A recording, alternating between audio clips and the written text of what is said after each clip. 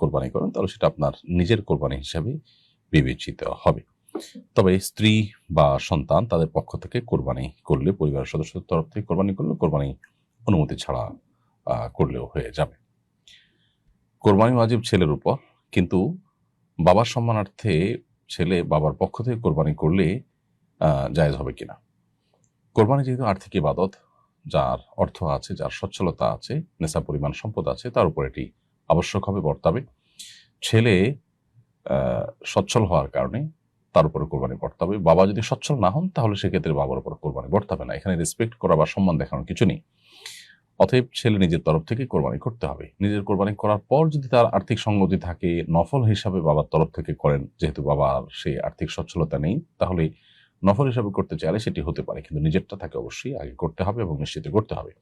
নিজের কোরবানি বাদ দিয়ে বাবাকে খুশি করার জন্য বা বাবার সম্মানার্থে বাবার তরফ থেকে যদি কোরবানি করেন, তাতে বাবা নফল কোরবানির সময় হয়তো পেয়ে যাবেন, কিন্তু ছেলের যে ওয়াজিব কোরবানি বা আবশ্যিক কোরবানি সেটি কিন্তু আদায় হবে না, যার ফলশ্রুতিতে ছেলে কিন্তু গুনাহগার হবেন।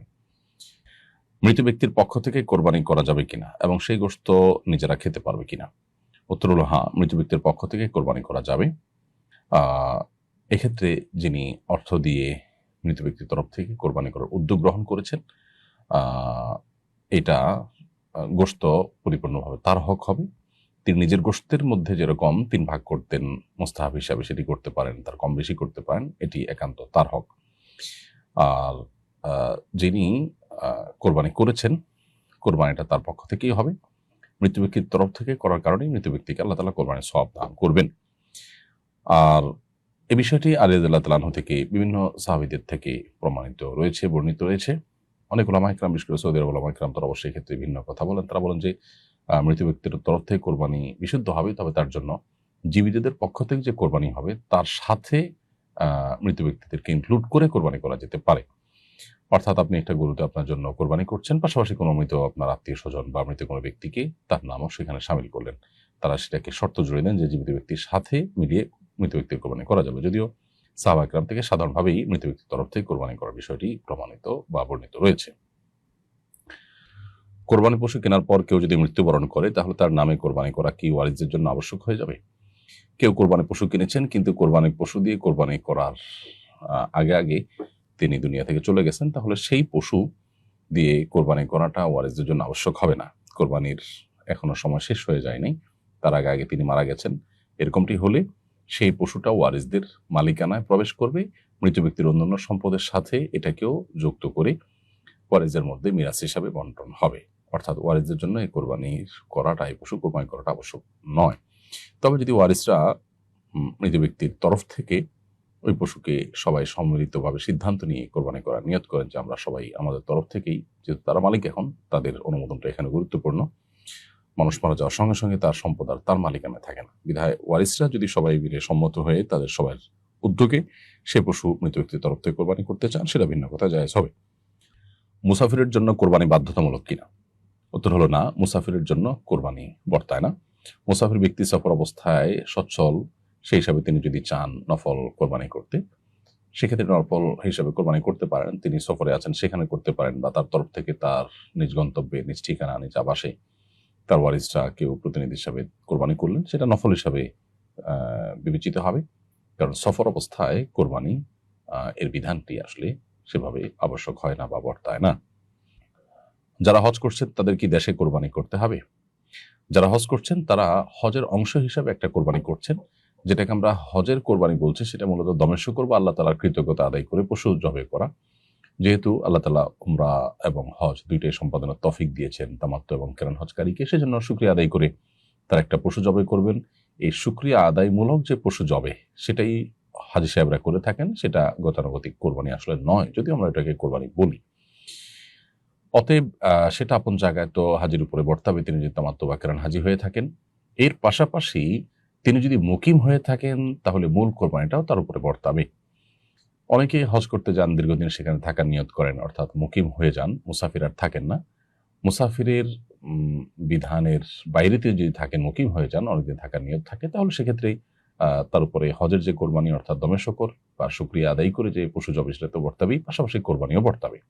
সেই কোরবানিটা তিনি যেখানে আছেন সেখানে অর্থাৎ সৌদি আরবে করবেন, নাকি দেশে কাউকে প্রতিনিধি হিসাবে নির্দেশ করবেন কাউকে কোরবানি সম্পাদন করার জন্য, সেটা একান্ত তার ব্যাপার। অর্থাৎ কোরবানি তার করতে হবে দমে শুকর বা হজের যে কোরবানি সেটার পাশাপাশি।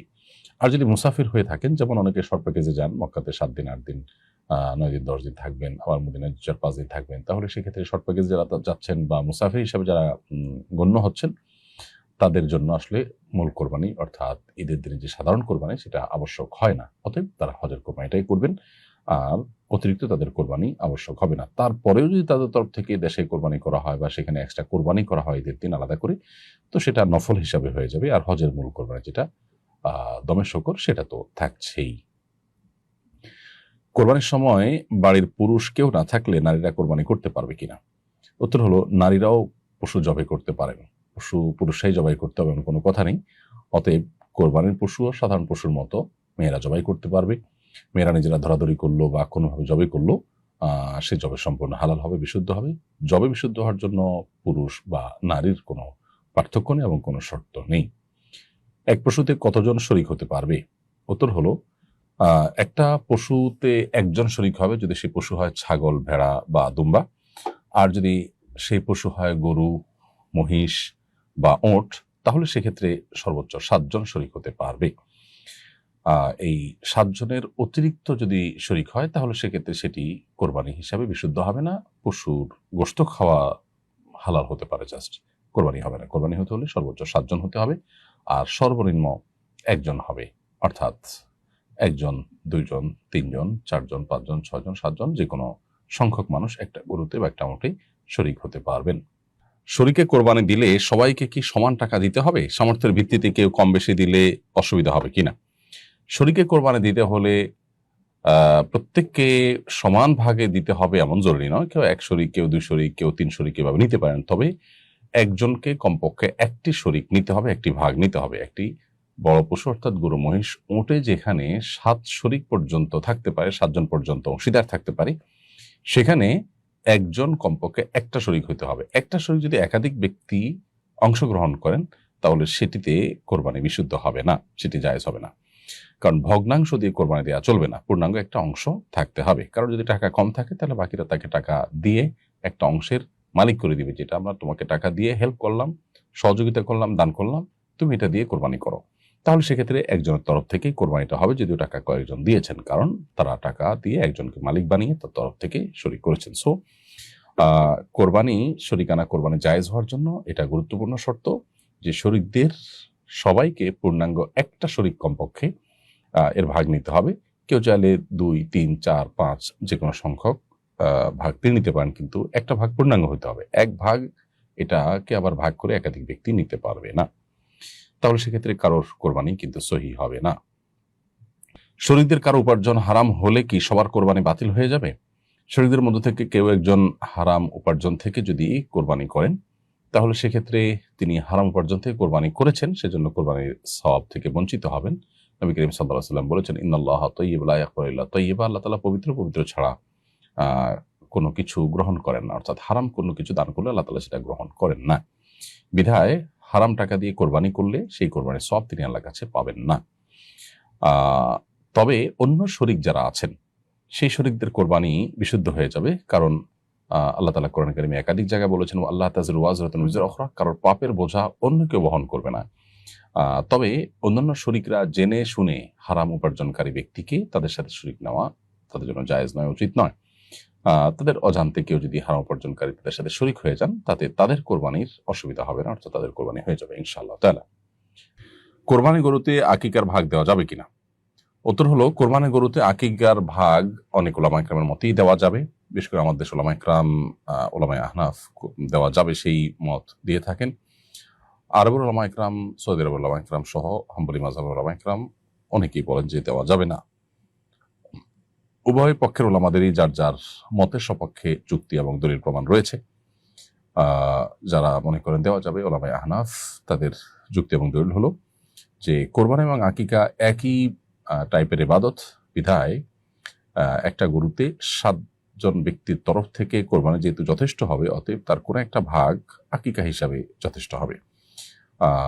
ছেলে হলে যেহেতু 2টা ছাগল দিতে হয়, অতএব আকিকা গরুতে 2 ভাগ দিলে একটা ছেলের তরফ থেকে আকিকা হিসাবে যথেষ্ট হবে, মেয়ে হলে 1 ভাগ দিলে আকিকার তরফ থেকে যথেষ্ট হবে। একই গরুতে কেউ কোরবানি করতে চাইলে সেটাও করতে পারে, এটা হলো ওলামা হানাফের মত। কারণ আকিকা এবং গরু, আকিকা এবং কোরবানি দুইটা একই টাইপের ইবাদত, যেহেতু একই টাইপের ইবাদত অতএব একসাথে দিতে অসুবিধা নেই, এটা হলো তাদের যুক্তি। আর ওলামায়ে আরব, বিশেষ করে হাম্বলি মাযহাবের ওলামা ইকরাম যারা নিষেধ করেন, তারা বলেন যে কোরবানি এবং আকিকা দুইটা মৌলিক টাইপ এক হলেও পার্থক্য আছে। আকিকার ক্ষেত্রে নেসাবের বিষয় নেই, আকিকা এটা সন্তান জন্মের 7ম দিনে দিতে হয়, কোরবানি ঈদের দিনে দিতে হয়। এখন কোরবানি এবং আকিকা একসাথে দিতে গিয়ে বেশিরভাগ মানুষই আকিকার সময়টাকে পেছাতে কোরবানির জন্য কোনো যৌক্তিক কারণ ছাড়া অপেক্ষা করেন। তো এক্ষেত্রে তারা 7ম বা 14তম বা 21তম দিনে আদায় করার যে মুস্তাহাব আমল আছে সেটা থেকে তারা মাহরুম হন, বঞ্চিত হন। সেজন্য এটা অ্যাভয়েড করে আকিকা যথাস্থানে, অর্থাৎ 7ম, 14তম বা 21তম দিনের মধ্যে দিলে উত্তম। কোনো কারণ যদি না দেন, কোরবানি ঈদের সময় দেন, তো আদায় হয়ে যাবে, এবারে কারো ভিন্ন মত নেই। তবে একই গরুতে আকিকা কোরবানিকে মেশানো যাবে কিনা এটা নিয়ে ভিন্ন মত আছে। কেউ যদি ইখতিলাফের ঊর্ধ্বে উঠতে চান তাহলে সেক্ষেত্রে আলাদা আলাদা দিতে পারলেই ভালো। ছাগল বা গরু কোরবানি দেওয়ার ক্ষেত্রে নর বা মাদির কোনো পার্থক্য আছে কিনা, বলদ বা গাই গরু দিয়ে কোরবানি দেওয়া যাবে কিনা।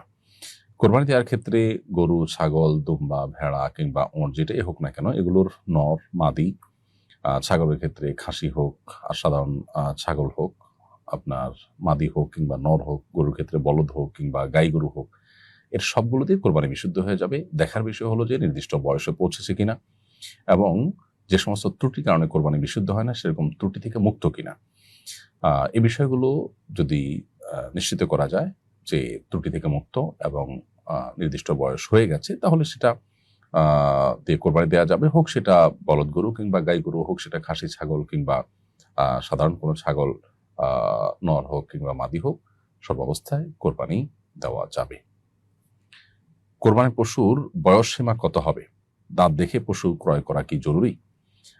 ওটার ক্ষেত্রে 5 বছর হওয়া জরুরি, ওর দিয়ে কোরবানি দেওয়া বিশুদ্ধ হবে। যদি 5 বছর হয়, 5 বছর নিচে হলে জবে করে গোশত খাওয়া যাবে, কিন্তু কোরবানির জন্য সেটা উপযুক্ত হবে না। গরু এবং মহিষের ক্ষেত্রে 2 বছর এবং ছাগলের ক্ষেত্রে 1 বছর হতে হবে, ভেড়া দুম্বার ক্ষেত্রেও তাই, অর্থাৎ 1 বছর বয়স হতে হবে। অবশ্য আপনার ভেড়া দুম্বা এগুলো যদি হৃষ্টপুষ্ট হয় তাহলে সেক্ষেত্রে 6 মাস বয়স হলেও যথেষ্ট হবে কোরবানি দেওয়ার জন্য। নির্ধারিত বয়স হলে গরুর ক্ষেত্রে যেমন 2 বছর, ছাগল, ভেড়া দুম্বা এগুলোর ক্ষেত্রে 1 বছর, তো এই সময় হলেই সেটা দিয়ে কোরবানি বিশুদ্ধ হবে।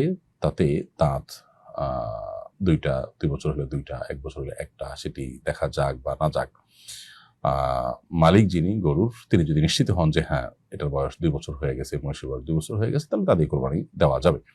দাঁতটা শুধুমাত্র আমাদের বোঝার সুবিধার জন্য, অতএব দাঁত না উঠলেও কোনো কারণে বয়স হয়ে গেলে সেটা দিয়ে কোরবানি দেওয়া যাবে। আর যদি এমন হয় যে দাঁত নাই কিন্তু ঘাস চিবিয়ে খেতে পারে, তার মানে সুস্থ সবল, তাহলে সেটা দিয়ে কোরবানি দিতে পারবেন। আর যদি ঘাস খেতে পারে না, দাঁত না থাকার কারণে এরকম অসুস্থ হয়, তাহলে সেক্ষেত্রে সেটা দিয়ে কোরবানি দেওয়া বিশুদ্ধ হবে না। অসুস্থ, অপুষ্ট বা অঙ্গহানি ঘটেছে এমন পশু দিয়ে কোরবানি করা যাবে কিনা? এর উত্তর হলো, পশু যদি এত বেশি অসুস্থ হয় এবং এত বেশি অপুষ্ট হয় যে জবাইয়ের জায়গা পর্যন্ত, যেখানে বাধা আছে সেখান থেকে জবাই করার জন্য যে জায়গা, সেই জায়গা পর্যন্ত হেঁটে যেতে পারে না, এত দুর্বল যদি হয়, তাহলে সেটা দিয়ে কোরবানি দিলে কোরবানি হবে না। এমনিতে জবাই করে গোশত খাওয়াতে যাবেই। আবার যে পশুর লেজ কিংবা কোনো অঙ্গ যেমন 1 কানের অর্ধেক বা তার বেশি কাটা আছে, তাহলে সেক্ষেত্রে সেই পশু দিয়ে কোরবানি দেওয়া জায়েজ নয়। যে পশুর আপনার জন্মগতভাবে লেজ নেই, সে পশু দিয়েও কোরবানি দেওয়া জায়েজ নয়। অন্ধ পশু, যে পশু ঘাস কোনটা ঘাস নয় এতটুকু ফরাক পার্থক্য করতে পারে না, এরকম যদি অন্ধ হয় তাহলে সেই পশু দিয়ে কোরবানি দেওয়া জায়েজ নয়। ঠিক একইভাবে যে পশু 3 পায়ে চলে, 1 পা মাটিতে রাখতেই পারে না বা ভর করতে পারে না, এমন পশু দিয়েও কোরবানি দেওয়া জায়েজ নয়। অর্থাৎ একেবারে সুস্পষ্ট অসুস্থ, অঙ্গহানি হয়েছে সামান্য পরিমাণে, বরং অর্ধেক বা তারও বেশি কোনো একটা অঙ্গহানি হয়েছে, এরকম, বা একেবারে অপুষ্ট, দুর্বল, অন্ধ, এরকম পশু দিয়ে কোরবানি দিলে কোরবানি বিশুদ্ধ হবে না, সেটার জবে করে গোশত খাওয়া যেতে পারে। শিংবিহীন অথবা শিং ভাঙা পশু দিয়ে কোরবানি করার বিধান কি? শিংবিহীন পশু দ্বারা কোরবানি করা জায়েজ, কিন্তু শিং যদি ভেঙে যায়, অর্থাৎ ভাঙার কারণে শিংবিহীন হয়েছে এমন যদি হয়, তাহলে সেক্ষেত্রে অগ্রভাগ ভেঙে গেছে, আগা সামান্য একটু ভেঙে গেছে, তাতেও কোরবানি জায়েজ হবে। আর যদি গোড়া থেকেই ভেঙে যায়, তাহলে এর ফলে যদি মস্তিষ্ক ক্ষতিগ্রস্ত হয়, তাহলে তা দ্বারা কোরবানি জায়েজ হবে না। এমনিতেই জন্মগতভাবে শিং নেই, এরকম যদি হয়, বয়স নির্দিষ্ট বা নির্ধারিত বয়সে পৌঁছালেই সেটা দিয়ে কোরবানি দেওয়া জায়েজ হবে। কোরবানির জন্য ইচ্ছাকৃতভাবে কম দামে দুর্বল পশু কেনা শরীয়ত সম্মত কিনা? যদি সামান্য দুর্বল হয়, যেটা শরিয়াতে অ্যালাউ করে, সেরকম দুর্বলতা সহকারে পশু কোরবানি করলে সেটা জায়েজ আছে, সেটা দিয়ে কোরবানি হয়ে যাবে। আর যদি এত দুর্বল হয় যেটা দিয়ে আসলে কোরবানি বিশুদ্ধ হয় না, যেমন বাঁধার জায়গা থেকে নিয়ে জবাই করার জায়গা পর্যন্ত যেতে পারে না পায়ে হেঁটে, এত দুর্বল হয়, বা দুর্বলতার যে সংজ্ঞাগুলো দেওয়া আছে যে এত অপুষ্ট, এত দুর্বল যে সে আসলে অন্ধ হয়ে গেছে, ঘাস পর্যন্ত দেখতে পায় না, এক পা ভেঙে গেছে, ওই পা দিয়ে কোনো রকম ভর করে হাঁটতে পারে না, এ ধরনের বড় ত্রুটি যদি হয়, তাহলে সেটা দিয়ে কোরবানি সই হবে না। তবে কিছুটা দুর্বল দেখে কেউ কিনলো, তার টাকা কম আছে সেজন্য, তাহলে সেটা কোরবানির জন্য ক্ষতিকারক না, কোরবানি হয়ে যাবে। অবশ্য আল্লাহর রাহে কোরবানি করার ক্ষেত্রে যতটা ফ্রেশ হবে, যদি আর্থিক সঙ্গতি থাকে, ততই ভালো, এবং যত বেশি টাকা ব্যয় করবে আল্লাহর কাছে, তার জন্য সওয়াব তিনি সেবার পাবেন। যে গরুকে মোটা তাজা করার জন্য কৃত্রিম ওষুধ বা ইনজেকশন দেওয়া হয়, সেই গরু দিয়ে কোরবানি করা যাবে কিনা? উত্তর হলো, কোরবানি করা যাবে, কোরবানি হয়ে যাবে। তবে মানব দেহের জন্য ক্ষতিকর বা পশুর জন্য কষ্টকর এরকম কোনো ওষুধ প্রয়োগ করে মুনাফা অর্জন করা, এটা জায়েজ নয়। অতএব এই কাজগুলো যারা করবে তারা গুনাহগার হবেন, এবং তাদের এর জন্য আল্লাহর কাছে জবাবদিহিতার মুখোমুখি হতে হবে। মানুষের স্বাস্থ্যের জন্য ক্ষতিকর কাজ করে তারা গুনাহগার হবেন, সেটি সম্পূর্ণ ভিন্ন বিষয়।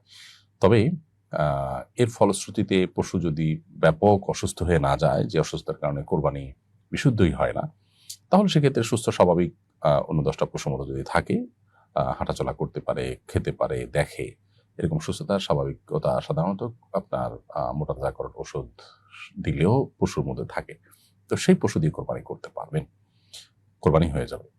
ঈদের নামাজের আগেই কোরবানি করলে কোরবানি সহি হবে কিনা?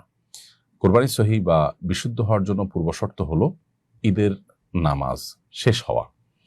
ঈদের নামাজ যদি শেষ না হয়, ঈদের জামাত যদি কোথাও না হয়, তাহলে সেক্ষেত্রে এরকম সময় কোরবানি করলে সেটা কোরবানি হিসাবে বিশুদ্ধ হবে না, পশু জবে হবে এবং সাধারণ গোশত খাওয়া হবে, কোরবানি হবে না।